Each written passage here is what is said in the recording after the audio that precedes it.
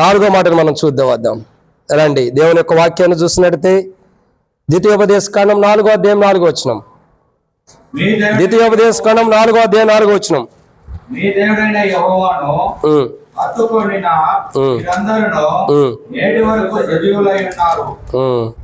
చాలా. కాబట్టి ఇక్కడ 4వ కోణాన్ని మనం చూస్తున్నాం. ఏంటి 4వ మాట అంటే, మొదటిగా మనం చూస్తూ వస్తున్న మాట, ఆయన ద్వారా సజీవులుగా చేయబడిన మనం చేయవలసినవి. మొదటిది, ఆయన మనకిచ్చిన జీవాత్మను కాపాడుకోవాలి. 2, ఆయన ద్వారా సజీవులుగా చేయబడిన మనం చేయవలసిన రెండోది ఏంటి? ఆయనను జ్ఞాపకం చేసుకుంటూ యథార్థ హృదయంతో ఆయన ఎద్దకు తిరిగి రావాలి, మనలో ఉన్న బలహీనతలు సరి చేసుకోవడానికి. 3, ఆయన ద్వారా యథార్థంగా చేయబడిన మనం చేయవలసిన మూడో పని ఏంటి? ఆయన స్వరాన్ని వింటూ ఈ లోకంలో జీవించాలి. లోకపు మాటలు, శరీరానుసారమైన మాటలు వినకూడదు. 4వదిగా, ఆయన ద్వారా సజీవులుగా చేయబడిన మనము చేయవలసిన 4వ పని ఏంటంటే, ఆయనను హద్దుకొని ఉండాలి. ఎలా ఉండాలండి? ఆయన హద్దుకొని ఉండాలి. హద్దుకోవటం అంటే అర్థం ఏంటి? హద్దుకోవటం అంటే అర్థం ఏంటి? ఓ మాటలో చెప్పాలి. హద్దుకోవడం అంటే అర్థం ఏంటి? శాంసన్ ఇటు రాయా.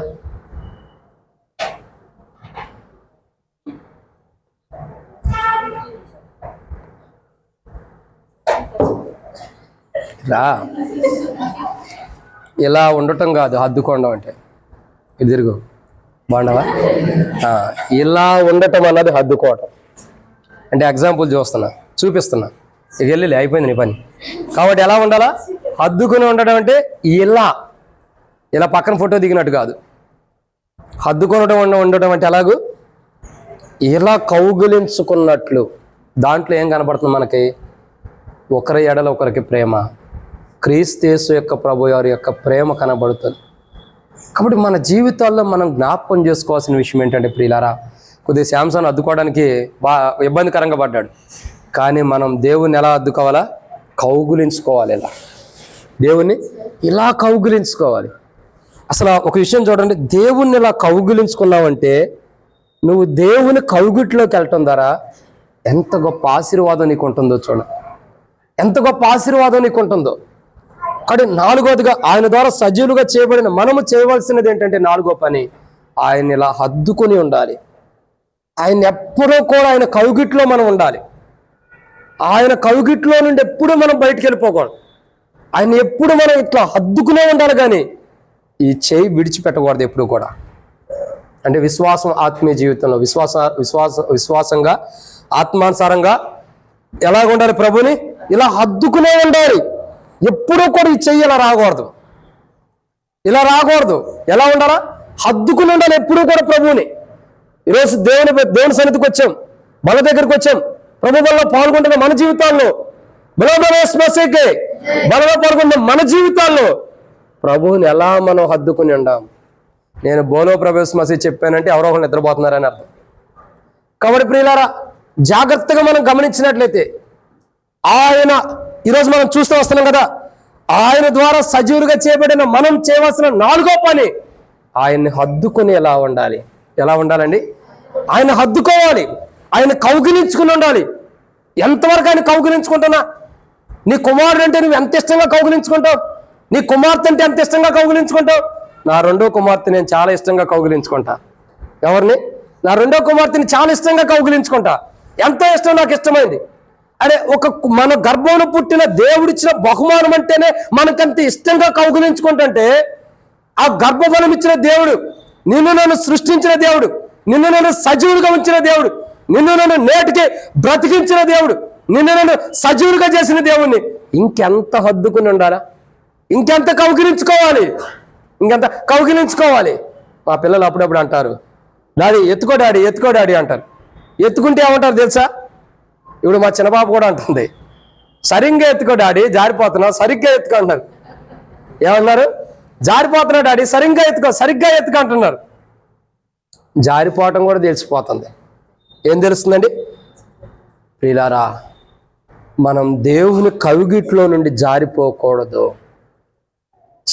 మన పిల్లలకే మన కవిగిట్లో నుండి జారిపోతున్నారన్న విషయం తెలుస్తున్నప్పుడు దేవుని కవిగిట్లో మనం జారిపోతున్నామని తెలుసుకోలేకపోతున్నామా? జారిపోతున్నామని తెలుసుకోలేకపోతున్నామా? ఇప్పుడు జారిపోతున్నారని నేను చెబుతున్నానా, నా పిల్లలు చెబుతున్నారా? సరిగ్గా చెప్పండి, సరిగ్గా చెప్పండి. ఎవరు చెబుతున్నారు?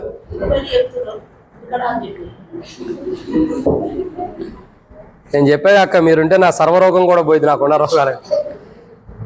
పిల్లలే చెబుతారు ఏమని? నేను జారిపోతున్నా డాడీ, సరిగ్గా ఎత్తుకని. అంటే అర్థం ఏంటి తెలుసా? నేను దాన్ని బట్టి నేర్చుకుంది. మనం దేవుని కవిగిట్లో ఉన్నప్పుడు జారిపోతున్నామన్న విషయం మనకే తెలిసింది. మొదట దేవుడికి తెలియదని కాదు, మనం జారిపోతున్నాం అన్న విషయం ఎవరికి తెలుసు? చెప్పండి, ఎవరికి తెలుసు? మనకే తెలుసు మనం జారిపోతున్నాం. దేవుని కవిగిట్లో నుండి జారిపోయాం, దేవుని కవిగిట్లో నుండి జారిపోయామన్న విషయం మనకే తెలిసి తప్పగా ఇంకెవ్వరికీ తెలియదు. ఆ కవిగిట్లోనే మనం ఉండాలి, కానీ ఆ కవిగిట్లో నుండి మనము జారిపోకూడదు. దేవుని యొక్క కవిగిట్లో మనం ఉండాలి, ఆయన కవిగిట్లో మనం ఉండాలి. ఆయన కవిగిట్లో నుండి మనం జారిపోకూడదు. జాగ్రత్త ప్రియులారా, పిల్లలే చెప్తున్నారు నేను జారిపోతున్నానని. ఈరోజు దేవుని పిల్లలమై ఉండ మనం ఎక్కడ జారిపోయామో ఒకసారి గమనించు. దేవుని దగ్గరగా చయ్యా, నేను జారిపోయా, నన్ను సరిగా ఎత్తుకో. నేను జారిపోయిన స్థితిలో ఉన్న క్రైస్తవ జీవితంలో, విశ్వాస జీవితంలో నన్ను సరిగా ఎత్తుకుని నడిపించు ప్రభువా. సరిగా ఎత్తుకుని. ఎలా ఎత్తుకుంటున్నాడు ఆయన?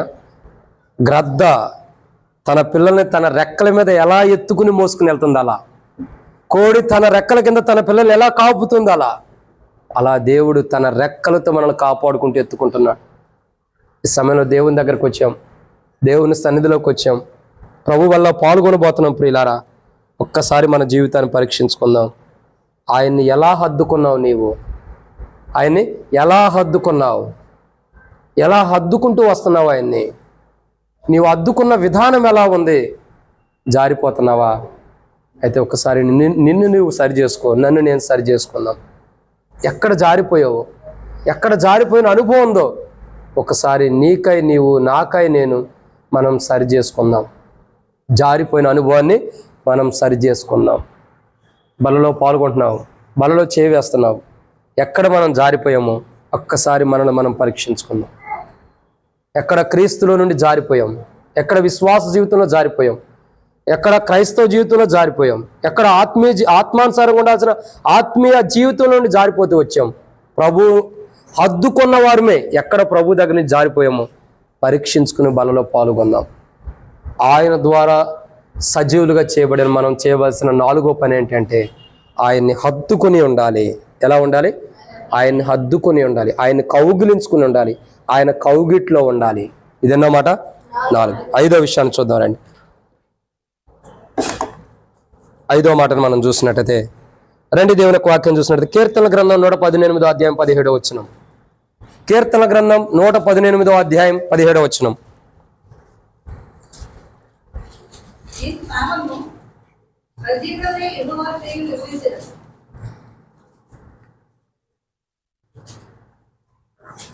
మీరేదో నాకు చెప్పినట్టు ఉంది అక్క.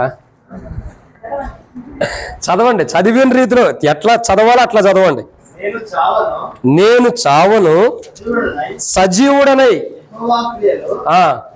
వివరించేదను. అది చదవటం నాకు చెప్పినట్టు ఉంది. సరే, దేవుని కొందనాలు. కాబట్టి ఇక్కడ రాయబడిన మాట ఏంటండి? నేను చావను, సజీవుడనై యెహోవా క్రియలు. ఇది ఎన్నో మాట అండి? ఇది 5వదిగా దేవుని యొక్క వాక్యాన్ని మనం చూస్తూ వస్తున్నాం. ఏంటి 5వ మాట ఏంటంటే ప్రియులారా, మనం చూస్తున్నాం కదా, ఆయన ద్వారా సజీవులుగా చేయబడిన మనం చేయవలసిన 5వ పని, మొదటిగా ఆయన మనకిచ్చిన జీవాత్మను కాపాడుకోవాలి. 2, ఆయన జ్ఞాపకం చేసుకుని ఉండాలి, ఆయన దగ్గరికి రావాలి యథార్థ హృదయంతో. 3, ఆయన స్వరాన్ని వింటూ ఈ లోకంలో జీవించాలి, లోకపు మాటలు అనుకోకుండా. 4, ఆయన్ని హద్దుకొని జీవించాలి. ఆయన ద్వారా సజీవులుగా చేయబడిన మనం చేయాల్సిన 4వ పని ఏంటంటే ఆయన హద్దుకొని ఉండాలి. 5వదిగా ఆయన ద్వారా సజీవులుగా చేయబడిన మనం చేయవలసిన 5వ పని ఏంటంటే యెహోవా క్రియలను, ఆయన క్రియలను వివరించాలి. ఏం చేయాలండి? మనం చేయాల్సిన 5వ పని ఆయన క్రియలను వివరించాలి. ఏయన క్రియల్ని? ఎవరైతే మనల్ని సజీవులుగా చేశాడో ఆ దేవుని యొక్క క్రియలను వివరించాలి. ఏం చేయాలా? ఆ దేవుని క్రియలను వివరించాలి. ఇదిగో దేవుడు నా జీవితాన్ని ఎలా చేశాడు, ఒకప్పుడు నేను చావుకు సమీపంగా ఉన్నప్పుడు, ఒకప్పుడు మరణానికి సమీపంగా ఉన్నప్పుడు, ఒకప్పుడు మరణ పంచుల్లో ఉన్నప్పుడు నా దేవుడు నాకు ఇలా గొప్ప కార్యం చేశాడు, నా దేవుడు నా ఇలా చేశాడు. ఇది భౌతికమైన మరణం దగ్గరలో ఉన్నప్పుడు, నేను ఆత్మానుసారంగా మరణం దగ్గరలో ఉన్నప్పుడు, ఆత్మానుసారంగా మరణించవలసిన స్థితిలో ఉన్నప్పుడు, ఆత్మీయ మరణాన్ని తెచ్చుకున్న స్థితిలో ఉన్నప్పుడు నా దేవుడు తన కుమారుడైన యేసు ప్రభువుని లోకాన్ని పంపి ఆయన నా పాపాలన్నీ కూడా కుమారుని యొక్క దేహం మీద మోపి ఆ కుమారుడు చిందించిన రక్తం ద్వారా, ఆ కుమారుడు యొక్క దేహం దున్నబట్టం ద్వారా, ఆ దున్నబడిన దేహం నుండి వచ్చినటువంటి రక్తపు మడుగుల ద్వారా నా పాపాలను కడిగాడు. ఇప్పుడు నేను సజీవుడిగా ఉన్నాను. ఇప్పుడు ఆయన ద్వారా సజీవుడిగా చేపడుతూ వచ్చాను. ఆయన రక్తం ద్వారా సజీవుడిగా చేపట్టాను. ఆయన కుమారుడైన యేసు రక్తం ప్రతి పాపల నుండి నేను సజీవుడిగా చేస్తూ వచ్చింది అని మనం ఏం చేయాలా? వివరించాలి అనేకురికి. ఇదిగో యేసు ప్రభు రక్తం మానవుని సజీవుడిగా చేస్తుంది. ప్రభు యేసు రక్తం ద్వారా నేను పాపాలు క్షమించబడి ఈరోజు సజీవుడిగా చేయబడ్డాను. నేను చావును, సజీవుడే దేవుని క్రియను వివరించేదిను. నేను చాలా బలహీనతలు, అనారోగ్యాల్లో, చాలా కష్టతరమైన పరిస్థితుల్లో ఉన్నప్పుడు ఒకరోజు దేవుడు నాతో ఈ వాక్యం ద్వారా మాట్లాడాడు. ఏమని తెలుసా? 2024 సంగతి నేను చెబుతున్నా. 2024లో నాకు బాగా ఉంది. 25లో కొద్దిగా పర్లేదులేండి, 26కి వచ్చేదానికి ఇంకా పుంజుకుంటాం. 24లో దేవుడు నాతో మాట్లాడాడు. నేను చనిపోతానేమో, నా పరిస్థితి అయిపోయిందేమో, చాలా బాధ, చాలా దుఃఖం, కుటుంబానికి, భార్యకి, పిల్లలకి, బంధువులకి, స్నేహితులకి, అత్తమానులకు కానీ, అన్నదమ్ములకు కానీ, తండ్రికి కానీ ఎవరికి చెప్పుకోలేక లోపల కృంగిపోయిన స్థితిలో ఉన్నప్పుడు, నేను చనిపోతానేమో అనుకున్న స్థితిలో ఉన్నప్పుడు దేవుడు నాతో మాట్లాడాడు. నువ్వు చావవు, సజీవుడు యెహోవా క్రియలు వివరించెదవు. ఏమన్నాడండి?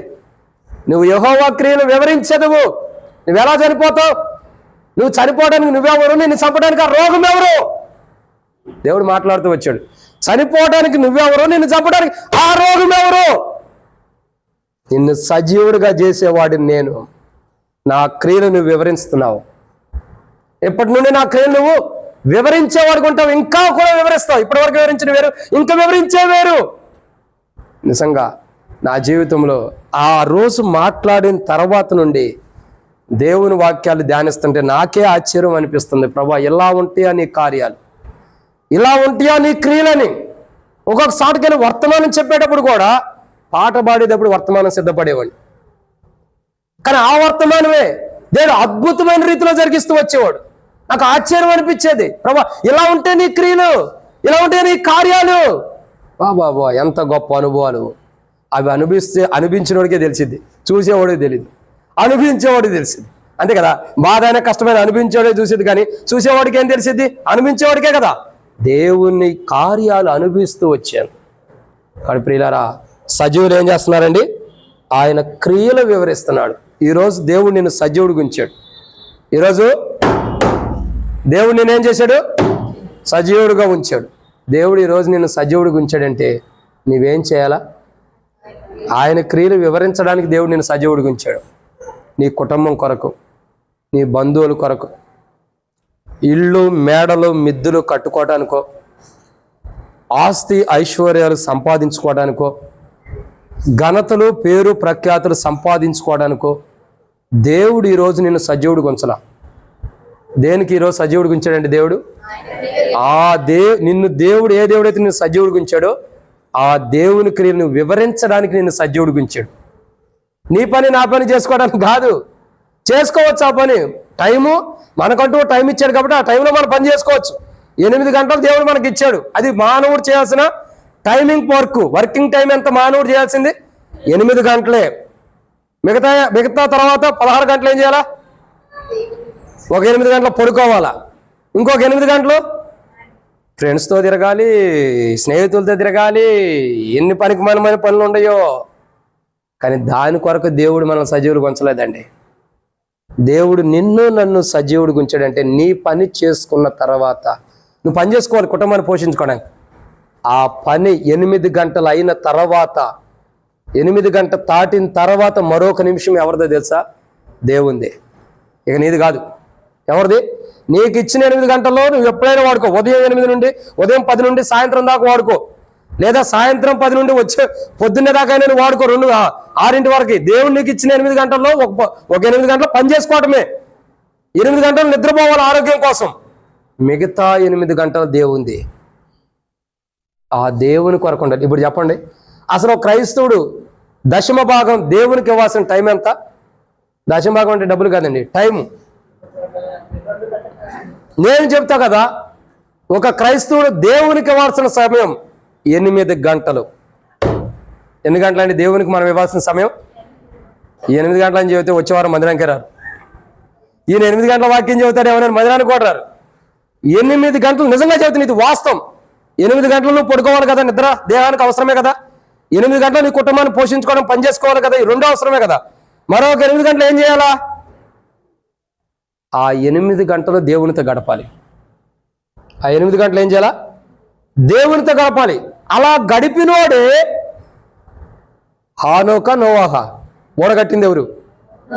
అయితే ఆనోకు ఏం చేస్తూ వచ్చాడు? దేవునితో నడిచాడు కాబట్టి దేవుడు అతన్ని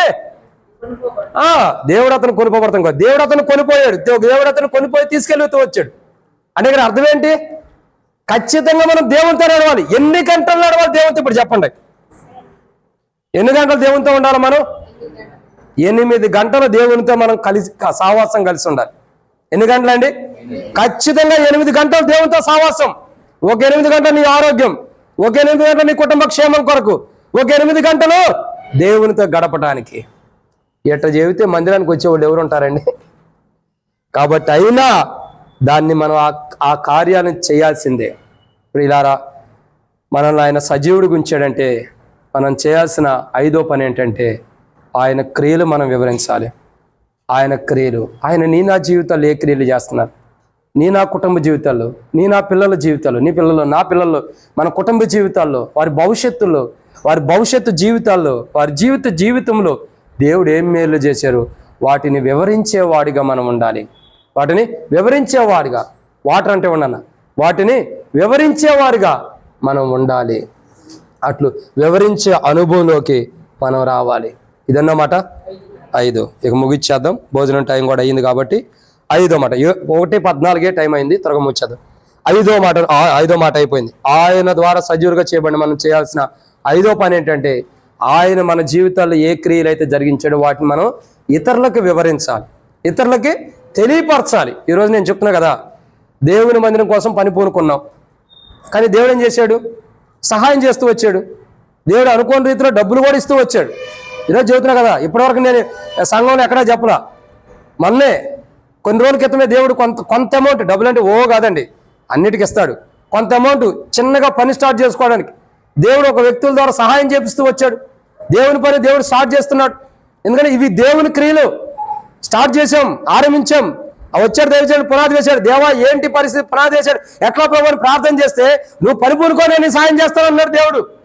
అనుకోకుండా దేవుడు సహాయం చేస్తూ వచ్చాడు. చిన్న చిన్న పనులు, రింగులు వేసేసేసాం, గుంటలు తవ్వి రింగులు వేయబడుతూ వచ్చింది. ఇప్పుడు మట్టి తోలే పని ఉంది, అది కూడా ఈ రాత్రికి అయిపోయింది. తర్వాత గేటు పట్టే పని ఉంది, మట్టి తోలతంతో గేట్లు పెడతాం కూడా అయిపోయింది. ఒక్కో పని దేవుడు చేస్తూ వెళ్ళిపోతున్నాడు. ఇవి దేవుడి కార్యాలు వివరించగలుగుతున్నాం. దేవుడు ఇలాంటి కార్యాలు చేస్తున్నాడు, ఇలాంటి అద్భుతాలు చేస్తున్నాడు, ఇలాంటి ఆశ్చర్యకార్యాలు చేస్తున్నాడు. ఊహించినవి, గ్రహింపలేనివి, ఇంకా అద్భుతమైనవి, ఆశ్చర్యకార్యాలు, నూతన కార్యాలు. ఇదిగో నేను ఒక నూతన క్రియ చేయుచున్నాను.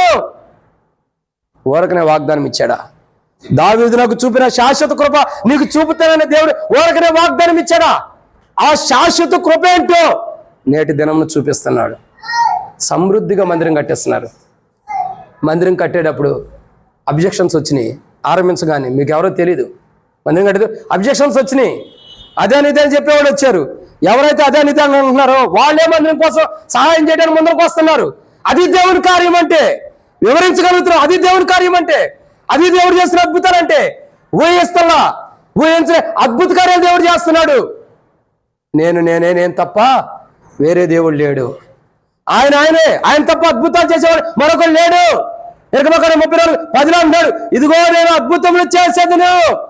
నువ్వు ఏ ప్రజల మధ్యలో ఉన్నావో ఆ ప్రజలందరూ యెహోవా భయంకరమైన కార్యాలు చేస్తారు. ఎన్ని అద్భుత కార్యాలు దేవుడు చేయట్లా, ఎన్ని అద్భుత కార్యాలు. ఇంకా వివరించే చాలా ఉన్నాయి. మందిరం కట్టిన తర్వాత 2 గంటలు పట్టింది నాకు సాక్ష్యం చెప్పాలంటే. మందిరం గురించి సాక్ష్యం చెప్పాలంటే 2 గంటలు పట్టింది. ఎన్ని గంటలు? 2 గంటలు పట్టింది మందిరం గురించి సాక్ష్యం చెప్పాలంటే. అన్ని అద్భుత కార్యాలు దేవుడు చేస్తున్నాడు, అన్ని ఆశ్చర్యకార్యాలు దేవుడు చేస్తున్నాడు. ఇప్పుడు ఆరాధన అయిన తర్వాత కూడా ఇంకో చోటకి వెళ్ళాలి మందిరం పని మీదే. ఎన్నెన్ని అద్భుతాలు! అడుగు పెట్టి ప్రతి స్థలాన్ని దేవుడు ఇచ్చేస్తున్నాడు. ఎక్కడికి అడుగు పెడుతున్నామో, ఏ ప్రాంతంలో అడుగు పెడుతున్నామో, అడుగు పెట్టి ప్రతి స్థలం మీదే దేవుడు ఇస్తున్నాడు. ప్రియులారా, ఎందుకు ఈ మాటలు చెబుతున్నానంటే ఆయన క్రియలు అలాంటివి. ఆయన మందిరం విషయంలోనే కాదు, నా కుటుంబ విషయంలో, నా వ్యక్తిగత విషయంలో కూడా ఎన్నో గొప్ప కార్యాలు చేశాడు. వాటిని మనం వివరించాలి, దాచిపెట్టుకోకూడదు. ఒక తలాంతు తీసుకున్నవాడు భూమిలో దాచిపెట్టుకోకూడదు. వాటిని వివరించాలి, అనేకులకు తెలియపరచాలి. అయ్యా ఇలా ఇలా దేవుడు సాయం చేస్తాడు, దేవుడు నమ్ముకుంటే ఇలా ఉంది, దేవుని ద్వారా ఇలా అద్భుతాలు జరుగుతున్నాయి, దేవుని ద్వారా ఇలా గొప్ప కార్యాలు జరుగుతున్నాయని వివరించాలి. ఇదన్నమాట 5. 6వ మాట ఇక ముగిద్దాం రండి, ఎందుకు టైం అయిపోయింది కాబట్టి. భోజనం తీసుకొచ్చారండి, తీసుకురాలేదా? 6వ మాటను జ్ఞాపకం చేసుకుందాం. సరే 6వ మాట జ్ఞాపకం చేసుకున్నారండి. దేవుని యొక్క వాక్యం చూస్తున్నది అపోస్తలుడైన పౌలు రోమీయులకు రాసిన పత్రిక 6వ అధ్యాయం 11వ వచనం. నాకు కూడా ఆకలి అవుతుంది, త్వరగా ముగిచ్చేద్దాం. అపోస్తలుడైన పౌలు రోమీయులకు రాసిన పత్రిక 6వ అధ్యాయం 11వ వచనం. త్వరగా.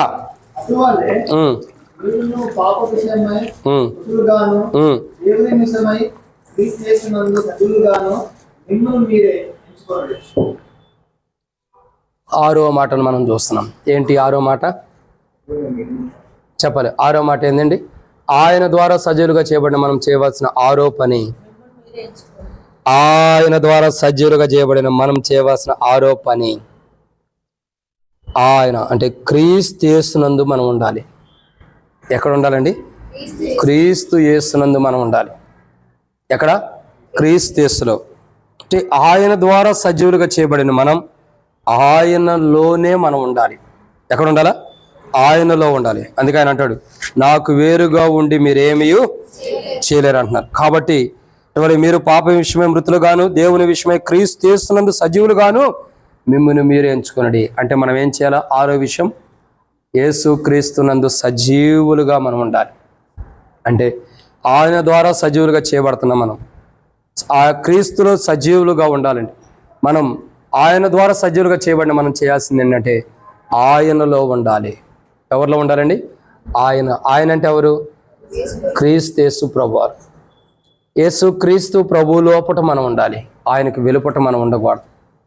ఆయన ద్వారా సజీవులుగా చేయబడిన మనం ఆయన లోపట ఉండాలి, ఆయనలో జీవించాలి. నిజంగా ఒక క్రైస్తవుడు క్రీస్తులో జీవిస్తే ఎంత ఆనందమో తెలుసా? ఎంత ఆనందం అంటే పౌలు అంటాడు, పిలిపిలికి రాస్తూ అంటాడు, నా మటుకు బ్రతుకుట క్రీస్తే, చావైతే బా. సంతోషంగా అంటున్నాడా, బాధగా అంటున్నాడా? క్రీస్తులో ఉన్న వ్యక్తి అలా ఉంటాడు. నా మటుకు బ్రతుకుట క్రీస్తే, చావైతే నాకు చాలా లాభం, చాలా లాభం. నాకు బ్రతుకుట క్రీస్తే, చావైతే బలో ప్రవేశ్ మసీకే, చాలా లాభం నాకైతే. బ్రతుకుట క్రీస్తే కానీ చావైతే నాకు చాలా లాభం. నా చావు వల్ల నాకు లాభం ఉంది. పౌలు ఇంకో మాట అంటాడు, నేను చనిపోయే లెక్క అయితే ఒక అన్యుడు రక్షించబడతాడంటే చావటానికి కూడా నేను సిద్ధమే. అలాంటి మాట చెబుతున్నాడండి. ఒక అన్యుడు రక్షించబడటానికి ఇష్టపడితే నా చావు, నేను చనిపోతే రక్షించబడతానంటే నేను చావటానికి కూడా సిద్ధం అంటున్నాడు పౌలు. చూడండి, ఒక అన్యుడు రక్షించబడటానికి, తాను చనిపోవడానికి ఆయన ఇష్టపడుతున్నాడు. తన చావు అయితే క్రీస్తులో ఉన్నాడు కాబట్టి లాభంగా ఎంచుకుంటూ వస్తున్నాడు. ఎంత గొప్ప అనుభవం తీసుకొస్తున్నాడు చూడండి పౌలు మాటలన్నీ కూడా పిన్నిస్ పెట్టి మానవుడిని, పిన్నిస్ అంటారు, గుండు సూది పెట్టి గుచ్చితే ఎట్టుంటుంది అట్టుంటాయి పౌలు యొక్క మాటలన్నీ. అట్లా గుచ్చినట్టు ఉంటాయి, కానీ మన కష్టంగా ఉంటే కానీ అయ్యే నిజాలు. వాటిని మనం అవలంబించాలి, వాటిని అనుసరించాలి. ప్రియులారా, 6వ మాటను మనం చూస్తున్నాం. ఆయన ద్వారా సజీవులుగా చేయబడిన మనం చేయవలసిన 6వ పని ఏంటంటే క్రీస్తులో ఉండాలి. మనం ఎక్కడ ఉండాలా? క్రీస్తులో. ఆయన యందు ఉండాలి, క్రీస్తునందు ఉండాలి, క్రీస్తు లోపట ఉండాలి, క్రీస్తులో జీవించాలి. క్రీస్తుకు వెలుపట మనం ఉండకూడదు. ఎక్కడ ఉండకూడదండి? క్రీస్తుకు వెలుపట. ఈరోజు బల్ల దగ్గరికి వచ్చాం, బల్లలో పాల్గొనబోతున్నాం, బల్లలో చేయవేయబోతున్నాం. క్రీస్తులో ఉన్నామా? క్రీస్తుకు వెలుపట ఉన్నామా? ఎక్కడ? క్రీస్తులో ఉన్నామా? క్రీస్తుకి వెలుపట ఉంటున్నామా? ఒక్కసారి మనల్ని మనం పరీక్షించుకుందాం, ఒక్కసారి మనల్ని మనం సరి చేసుకుందాం. మనం ఎక్కడ ఉండాం?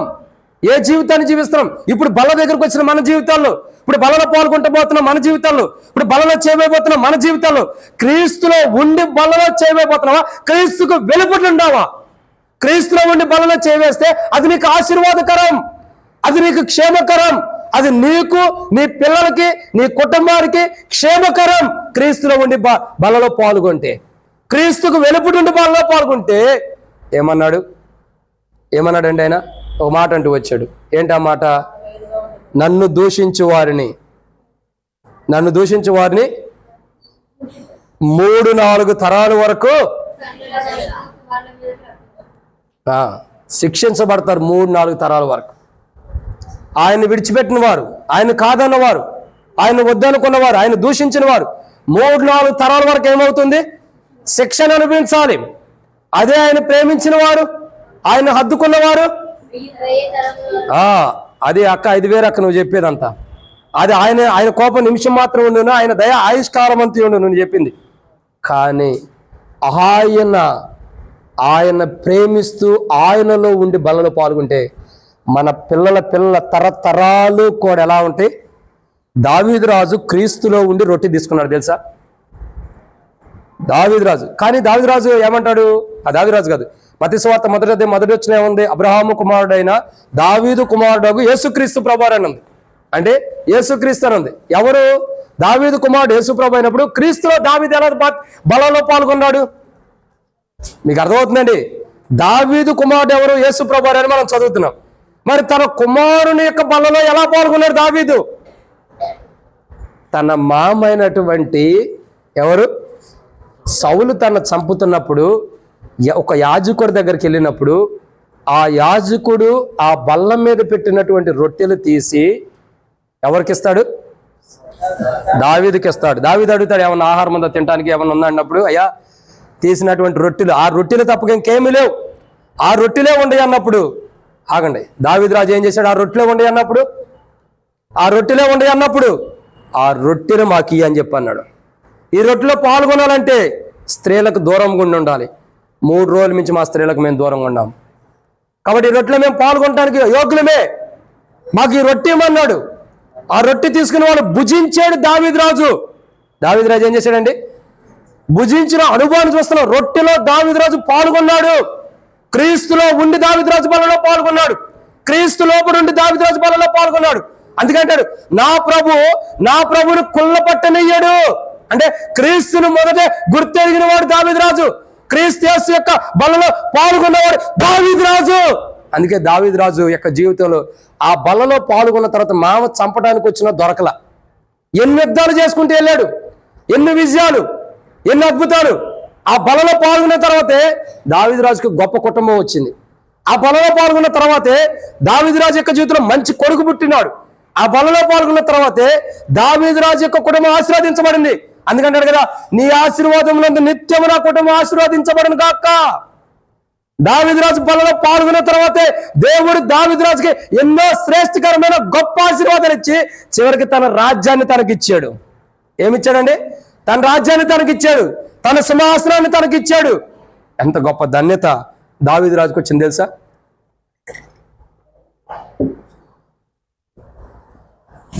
దావీదు రాజు బలలో పాల్గొంటాం ద్వారా దావీదు రాజుకి ఎంత గొప్ప ధన్యత వచ్చింది, ఎంత గొప్ప ఆశీర్వాదం వచ్చింది దావీదు రాజుకి. ఒక బలలో దావీదు రాజు పాల్గొనడం ద్వారా ఎంత ఆశీర్వాదం. కుటుంబం ఆశీర్వదించబడుతుంది, పోయినటువంటి రాజ్యం వచ్చేసింది, పోయిన సింహాసనం వచ్చేసింది, ఇంకా మంచి కుమారుడు అనుగ్రహించబడ్డాడు, దేవుడి మందిరం కట్టి కుమారుడు అనుగ్రహించబడ్డాడు, ఇంకా మంచి కుటుంబం వచ్చింది, ఇంకా ఎన్నో ఆశీర్వాదాలు వచ్చేసినాయి, అన్నీ తిరిగి వచ్చినాయి. కారణం ఏంటి? బల్లలో పాల్గొన్న విధానం గొప్పది.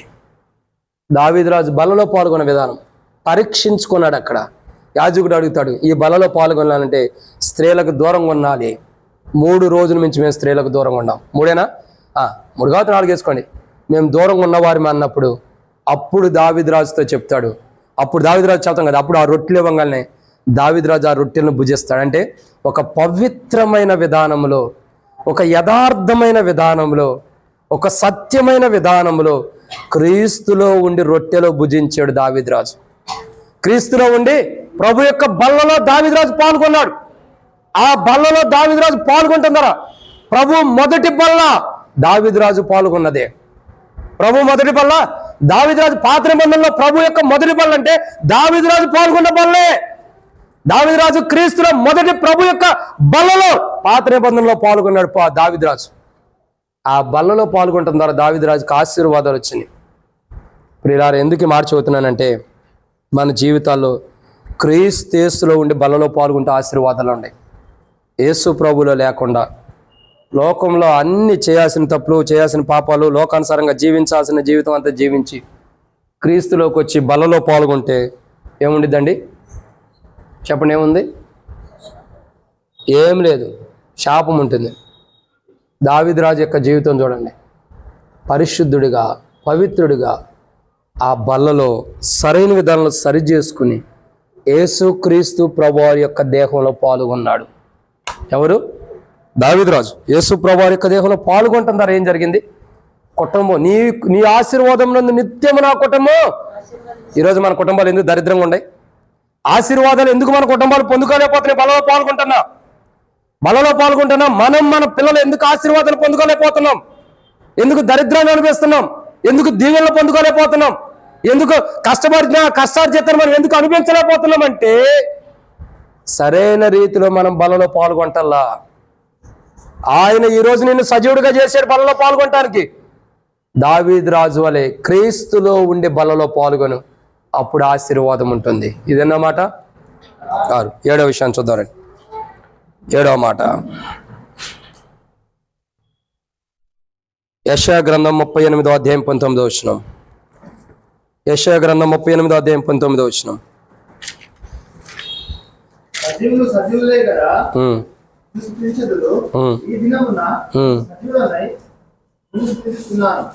చాలా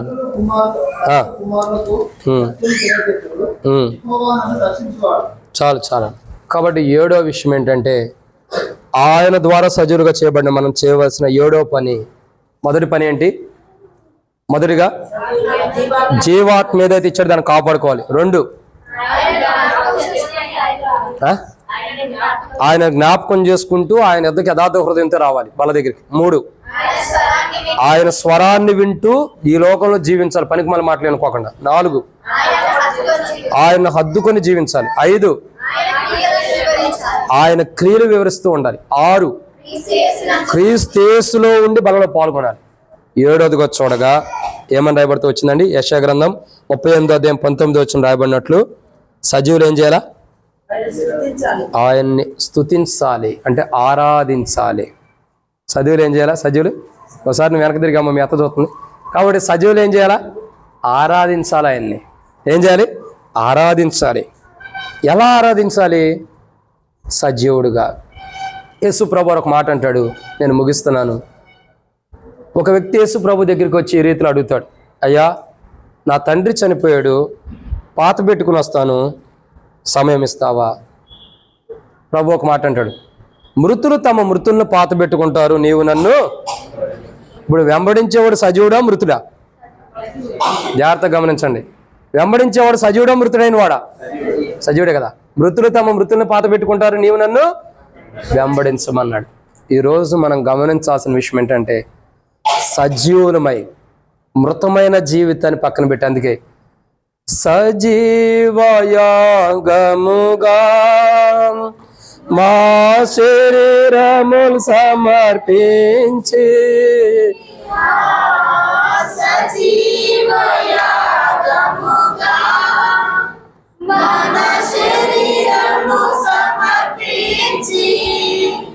సంపూర్ణ సిద్ధి నొందా సయుద్ధాత్మను నొసగితివి.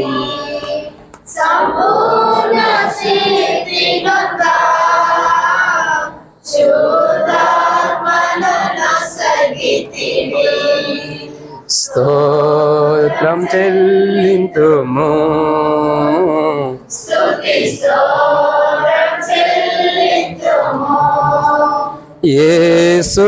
యేసునాథుని మేలులు తలచి, యేసునాథుని మేలులు తలచి స్తోత్రం చెల్లింతుము. స్తుతి స్తోత్రం చాలక్క. ఇది మన పాట కాకపోయినా దానిలో అర్థం అది. సజీవ యాగముగా, మన పాట కాకపోయినా దేవుని పాటేగా, సజీవ యాగముగా ఏం చేయాలి? మన శరీరంలో దేవునికి అది ఆరాధన అంటే అర్థం ఏంటంటే మన శరీరముతో కూడినది మన ఆత్మ దేవునికి సమర్పించుకోవాలి. ఆయన ద్వారా సజీవులుగా చేయబడిన మనం చేయవలసిన 7వ పని ఏంటంటే దేవుణ్ణి సజీవుల లెక్కల్లో స్తుతించాలి. ఆయన అన్నాడు, మృతులు తమ మృతులను పాత పెట్టుకుంటారు, నీవు నన్ను వెంబడించమన్నాడు. అంటే ఒక సజీవుడిగా దేవుణ్ణి ఆరాధించాలి. పాపం చేసి, అబద్ధాలు ఆడి, మోసం చేసి, దొంగతనం చేసి, వ్యభిచరించి, చెడ్డ ఆలోచన కలిగి ఉండి, అపవిత్రమైన ఆలోచన కలిగి ఉండి తిరిగి దేవుని మందిరానికి వచ్చి బల్లలో పాల్గొంటే సజీవమైన జీవితం కాదు. అర్థమవుతుందండి? అబద్ధాలు, మోసాలు, దొంగతనం, వ్యభిచారం, పాపంతో కూడిన జీవితం, మోహపు చూపు, దేవుని ఆజ్ఞని మీరటం, దేవుని ఆజ్ఞ అతిక్రమించడం, దేవుని మాట వినకపోవటం, దేవునికి విరోధంగా ఉండటం, ఇవన్నీ చేసి వచ్చి బలలో పాల్గొంటే అన్నీ అల్లుడి నోట్లో శని ఉన్నట్టే.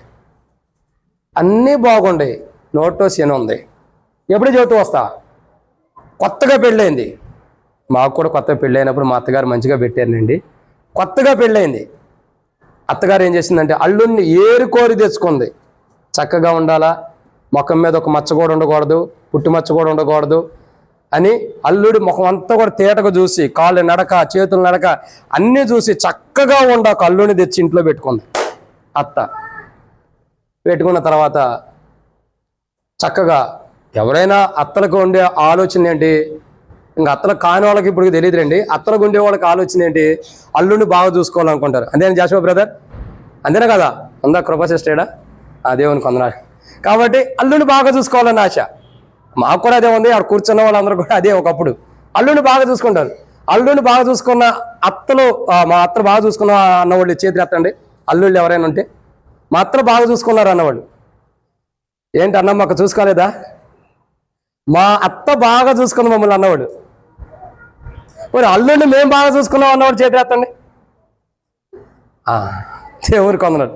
మీరైతే అంటారు కానీ మీరు వాళ్ళు ఎక్కడో సరిగ్గా చూసుకోవాలి. ఏడా తేడా వచ్చింది జానాన్ని దగ్గర చూడండి. సరే దేవుని కొందనాలు. కడుపురీలాలు ఇక్కడ ఒక మాట చెప్పాలి. ఏంటి మాట ఏంటంటే, అత్త పెళ్లి చేస్తున్న తర్వాత అల్లుడు ఇంటికి రాగానే మంచిగా కార పూస అన్నీ రెడీ చేసింది. ఇంట్లోనే కార పూస రెడీ చేసింది, స్వీట్లు రెడీ చేసింది, ఇంకా జాంగ్రీలు, జిలేబీ అని, ఇంకా లడ్డులని, ఇంకా డబల్ కమేట్ అని, ఇంకా పాలకోవని, ఇంకా అదేదో ఉండేది నోరు తిరగతల బాగుండేది, తెల్లగా ఉండేది, తినడానికి బాగుండేది. ఏమంటారు దాని స్వీట్ని? తెల్లగా ఉండేది, దాని పొడిలాగా ఉండేది, కలాకందు, ఇంకా చాలా ఉండయి. ఇవన్నీ తెచ్చి గుట్టగా పెట్టింది. ఏడ పెట్టింది? అల్లుడి దగ్గర పెట్టింది. టేబుల్ మీద కదక్క, అల్లుడి దగ్గర పెట్టింది. ఇప్పుడు అల్లుడే, మీకు అల్లుడు రావడానికి అవకాశం లేదులేండి. అల్లుడు ఏం చేశాడు? చూస్తున్నాడు, ఇట చూస్తున్నాడు. అత్తకేం అర్థం కావట్లా, పెట్టేసి వెళ్ళిపోయింది. ఏమన్నా నేను పోయిన తర్వాత తింటాడేమో, నేను ఉన్నప్పుడు తింటానికి సిగ్గుపడుతున్నాడేమోనని. సహజంగా ఎవరికైనా సిగ్గు ఉండదుగా. నాకు అట్టానికి సిగ్గేమో లేదండి. పెళ్ళైన కొత్తలో పెట్టిన అని దీన్ని పడేసా, సిగ్గేం లేదు. ఇప్పుడంటే తినడానికి ఊరు రమ్మంటుంది, కాడి రమ్మంటుంది, అనారోగ్యం ఎక్కువైంది కాబట్టి ఇప్పుడు తినలేకపోతున్నా. ఒకప్పుడైతే నేను ఊరి నుండి వస్తున్నానంటే మా అత్తగారు బొప్పాకాయ నా కోసం ప్రత్యేకంగా చేసి పెట్టేది. కన్న కూతురు కూడా పెట్టేది కాదు, నాకు పెట్టేది. అంత మంచిగా కోశల్లో పెట్టేది నా కోసం. తిట్టుకునేదో మరి కొట్టుకునేది ఏమో కానీ మనసులో బయటకైతే బాగా పెట్టేది. అంత ప్రేమగా చూసేవాడు. ఎప్పుడు సంగతి తర్వాత రండి. అట్లా ఉండేది. మొత్తం తెచ్చిపెట్టారు. ఈ మాట చెప్పి నేను ముగిచ్చేస్తా. అన్నీ పెట్టిన తర్వాత అల్లుడు తింటల్లా. అమ్మాయిని పిలిచింది. అమ్మాయి ఇటు రా అంది. ఏంటి మమ్మీ అంది. ఏంటి మీ ఆయన తింటలేదు? నేను చేసిన వంటలు ఏమన్నా నచ్చలేదా? ఏదైనా చెడ్డ ఆయిల్తో చేసాడు అనుకుంటున్నాడా? మంచి రిఫండ్ ఆయిల్తో చేసా, రైస్ బ్రాండ్ ఆయిల్తోనే చేశానమ్మా అన్ని వంటలు, మంచి ఆయిల్తోనే చేశానమ్మా. ఇంకెక్కడి నుంచి తెచ్చారు? వెచ్చినవి ఏదో ఉంది కదా, వెస్టేజ్లో నుంచి తెచ్చల్లా చేపించానమ్మా మంచి వంటలు. ఏంటి మీ హస్బెండ్ ఎందుకు తింటలేదు? ఓ రోజు చూసింది, 2 రోజులు చూసింది, ఓ రోజు కొత్తగా తినలేదేమని అంటుంది. 2వ రోజు చూసింది, 3వ రోజు చూసింది. ఈ గెట్ట కాదని చెప్పి ఆమె రంగంలో దిగింది. ఏం చేసింది? కర్ర పట్టుకుని కాదండి, లైన్లో కూర్చుంది. అన్ని తెచ్చి ఆడబెట్టింది. తినయ్యా అంది. నాకు వద్దు అత్తమ్మ అంటున్నాడు. తినయ్యా అంది, నాకు వద్దు అంటున్నాడు. తిన అంది, నాకు వద్దు అన్నాడు. అసలు ఎందుకు తినవో అది చెప్పు అంది. అసలు ఎందుకు తినవో అది చెప్పు. కారపూస తింటే బీపీ ఎక్కువ అయింది, నాకు బీపీ ఉంది. స్వీటులు తింటే షుగర్ ఉంది, ఎక్కువైపోయింది. పెళ్ళైన కొత్తలోనే నీ కూతురు విధవరాలు అవ్వాలి, అవసరమా? అందుకని నేను కారా తింటలా. షుగర్ ఎక్కువైద్ది అని స్వీటులు తింటలా, జిలేబీలు ఇవన్నీ తింటలా, షుగర్ ఎక్కువైద్ది అని. ఇంకా ఏమన్నా ఎక్కువ కారం తింటే గ్యాస్ ట్రబుల్ వచ్చింది అని చెప్పని అవి కూడా తింటలా. ఇప్పుడు ఏముందండి? అన్నీ సమకూర్చుకుంటూ వచ్చింది, అన్నీ కూడా సమకూర్చుకుంటూ వచ్చింది. అల్లుడి కోసం అన్నీ సిద్ధపరిచింది. చివరికి ఏమైంది? అల్లుడి నోట్లో శని. ఏం తినడానికి లేదేక, కారపూస తినడానికి లేదు, లడ్డూలు తినడానికి లేదు, స్వీట్ తినడానికి లేదు, జాంగ్రీలు తినడానికి లేదు, పాలకోవలు తినడానికి లేదు, ఇంకా అదేందమ్మా కలాకంద తినడానికి లేదు, ఇంకా ఏం తినడానికి లేదు. అన్నీ అట్టుంటమే తప్పగా తినడానికి ఉపయోగపడలా. అన్నీ చూస్తానికే తప్పగా తినడానికి ఉపయోగపడలా. చూసి సంతృప్తి పడుతున్నాడే తప్పగా తినటం లేదేక. మరి ఏం చేయాలి ఇప్పుడేక? నేను ఇప్పుడు చెప్పకూడదు కానీ పాత దినాల్లో నేను సినిమాలు చూసేటప్పుడు చూసా. ఒక మాట చెబుతున్నా. ఒక వ్యక్తి కోడి ఏలాడి తీసాడు. కోడిని ఏలాడి తీసి ఆ కోడిని చూస్తా వస్తానని తింటున్నాడు. ఏంద్రా అప్పుడు తినాలో కాదు, నేను ఇప్పుడు కాదు, నేను ఇప్పుడు ఏం సినిమా కాదు, అప్పుడు తినాలి. కోడిని ఏలాడి తీసి కోడిని చూస్తే అన్నం తింటున్నాడు. ఇదేంటో కోడిని ఏలాడి తీసి అన్నం తింటున్నాడు అని చెప్పి అనుకుంటే కోడి కూర అన్నాడు. అట్టగే ఇప్పుడు అట్టగా అయిపోయినట్టుంది. అన్నీ ఎగరబెట్టుండి తింటున్నాడు అనుకుంటుంది. ఈయన కూడా నేను తిన్నాను అనుకోవటమే, కానీ ఆయన ఒట్టేకి వెళ్తానికి లేదు, ఉపయోగం లేదు. అన్నీ అల్లున్నట్లు సేనే. మన క్రైస్తవ జీవితం, మన విశ్వాస జీవితంలో సజీవులుగా ఉండం, కానీ స్తుతించాల్సిన కోణంలో దేవుని స్తుతిస్తలా, ఆరాధించాల్సిన కోణంలో దేవుని ఆరాధిస్తలా, మహిమపరచాల్సిన కోణంలో దేవుని మహిమపరచలేకపోతున్నాం. అసలు బల దగ్గరకు వచ్చిన నీ నా జీవితాలు ఈ యొక్క ఉదయకాలం దేవుని ఆరాధించే ఎలా ఆరాధించావు?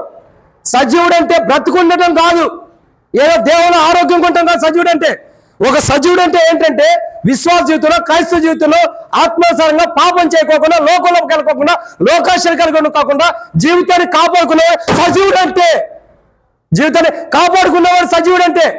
లోకపు జీవితం లేకుండా, పాపం జీవితం లేకుండా, శరీరాశలు లేకుండా, నేత్రాశలు లేకుండా, ఏ పాపాన్ని అంటుకోకుండా బల్ల దగ్గరికి వచ్చిన వాడు సజీవుడు అంటే.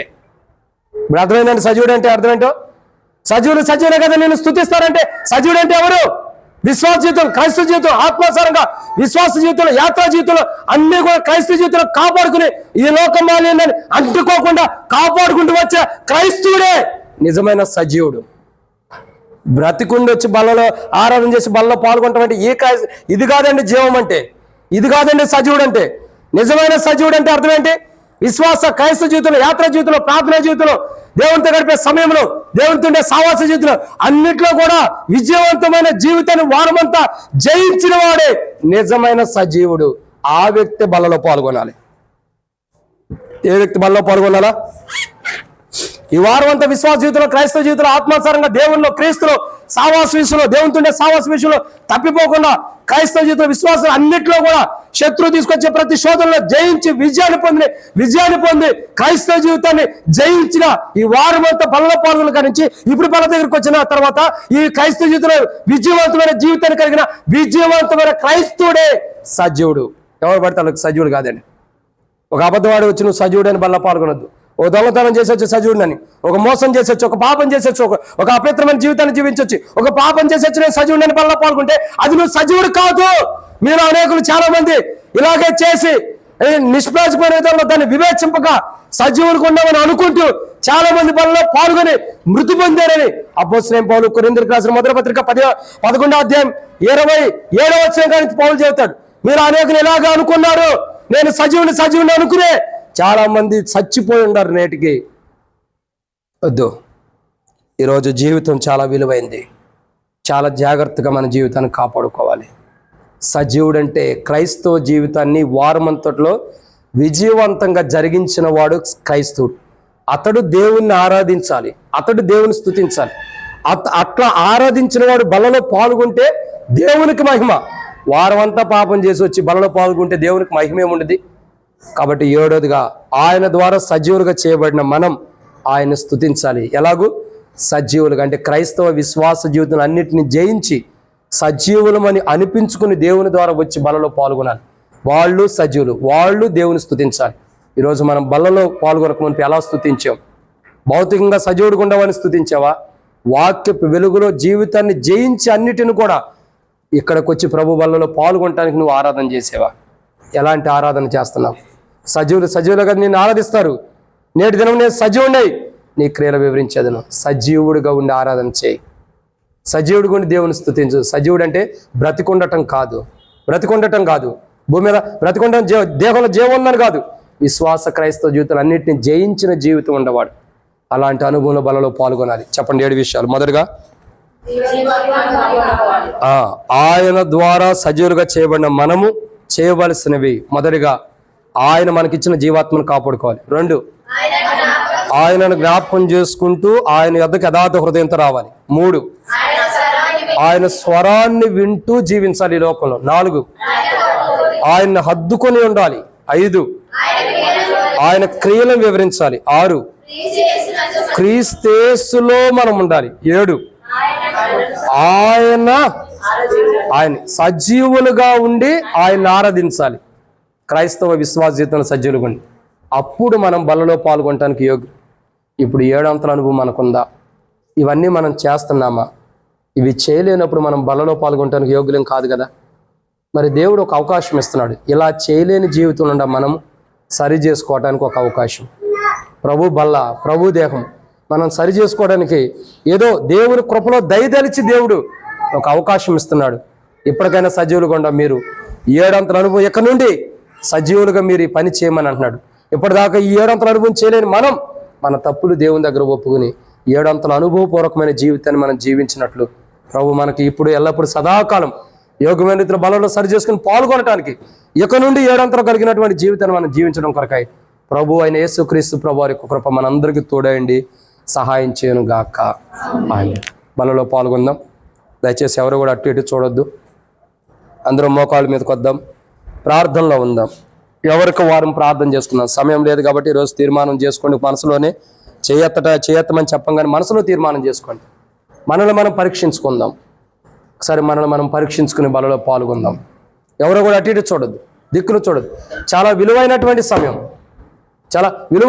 సమయం. ఒక్కసారి నిన్ను నువ్వు పరీక్షించుకో. ఎలా ఉండవు, ఏ స్థితిలో ఉండవు, ఇప్పుడు బలలో ఎలా పాల్గొంటున్నావు, నిన్ను దేవుడు సజీవుడిగా చేశాడు, నువ్వు ఎలా పాల్గొంటున్నావు అనేది ఒక్కసారి నువ్వు పరీక్షించుకో. ప్రియ సహోదరుడా, సహోదరి, పరీక్షించుకొనబడిన వారే బలలో పాల్గొనండి. అప్పుడే దేవుడు మీకు ఆశీర్వాదం ఇస్తారు. అట్లాంటి ఆశీర్వాదాల కొరకై సరి చేసుకుని బలలో పాల్గొన్నట్టు ప్రభు సాయం చేయను. అటు ఇటు చూడద్దు ఎవరు కూడా.